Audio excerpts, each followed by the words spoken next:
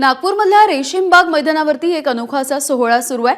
प्रयागराजला जाऊन पवित्र स्नान करण्यासाठी ज्यांना जमलं नाही त्या नागपूरकरांना वेगळ्या स्वरूपामध्ये का होईना पण याच पवित्र स्नानाची अनुभूती घेण्याची संधी मिळते। प्रयागराजमधून तब्बल 1 लाख लिटर संगमावरील जल आणण्यात आले आणि हे जल स्प्रिंकलरच्या माध्यमातून कार्यक्रमाच्या ठिकाणी येणाऱ्या भाविकांवरती शिंपडले जात आहे आणि त्यांना संगमावरच्या पवित्र स्नानाची अनुभूती दिली जाते।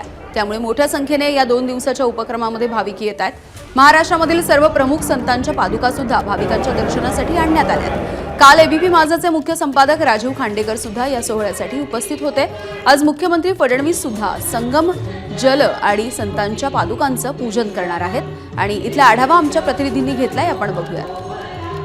प्रयागराजमध्ये सध्या महाकुंभ सुरू आहे आणि कोट्यवधी भारतीय प्रयागराजला जाऊन पवित्र स्नान करतायत। मात्र आरोग्याचे प्रश्न असतील किंवा काही विविध कारणं असतील त्यामुळे जे लोक प्रयागराजला जाऊ शकत नाही अशासाठी प्रयागराजमध्ये जे गंगेच्या आणि यमुनेच्या संगमावर एक पवित्र स्नानाची अनुभूती मिळते ती अनुभूती नागपुरात देण्यासाठी एक आगळा वेगळा उपक्रम जो आहे तो सुरू करण्यात आलेला आहे।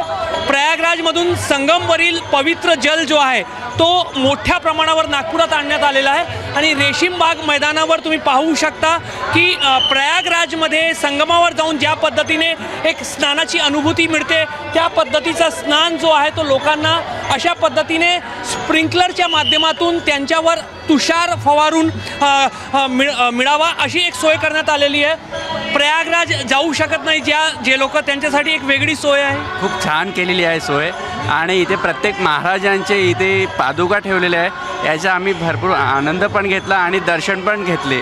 खूप छान वाटलं। हे असं सोय पहिल्यांदा झालेलं आहे रेशीमबागमध्ये। पण प्रत्यक्षात स्नान करण्याची जी एक अनुभूती होते तशी अनुभूती येत नाही, पण काहीतरी आनंद होऊन आला पण इथे आणि समाजाला खूप छान, हिंदू सनातन धर्माला खूप छान वाटलं याबद्दल। सर्व जे प्रमुख संत आहेत त्यांच्या पादुका या ठिकाणी दर्शनासाठी आहे। संगमावरील स्नानाची पण अनुभूती मिळते आणि तीर्थ केल्याचाही आनंद मिळतो। अवश्यच, कारण या सगळ्यात महत्त्वाचं समाधान हिंदू धर्मामध्ये सांगितलेल्याप्रमाणे अल्प का होईना पण आपल्याला काहीतरी मिळाल्याचं पुण्य आणि समाधान या ठिकाणी येऊन मिळतं आहे। जाऊन आले प्रयागराजला किंवा जाऊ शकले नाही? 21ला जाणार आहोत, तत्पूर्वी हे म्हणजे हाही अनुभव घेऊन गावा म्हणून या ठिकाणी मी आलो आहे। तुम्ही गेले का प्रयागला जाऊन आले का किंवा जाऊ शकत नाही म्हणून इथे समाधानी आहात? इथे जाऊ शकत नाही म्हणून इथे आम्ही समाधान मानतोय आणि हे अत्यंत चांगली व्यवस्था केलेली आहे।